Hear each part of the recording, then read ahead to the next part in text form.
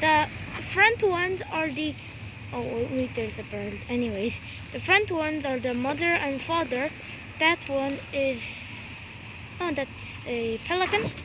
I don't think it's a pelican, but I'm just gonna say it's a pelican. And those... And the one third is the brother, and the last one is the youngest. See? Oh, a family. This is, by the way, not ice. And look, there's another kind of bird incoming. It's a seagull. It looks more like a pelican than a seagull. Let's go investigate.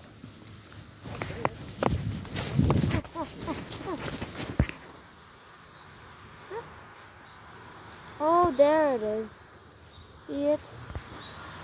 It's moving with a very small wing movement. I'm trying to get as close to the seagull as pelican as they can, but It kind of looks like a seagull. And it kind of looks like a pelican too. oh, it's really good. Oh, look, it's fighting. Wait, it looks like a male umpuff. It looks like a male umpuff. That's what you call it. You say everything is a male because you are male. No, that is a female, the white one, and that's the male. So, oh, and there are more birds racing across the surface of the water. Where are they? Oh, there they are. That's a duck. And that's the duck family.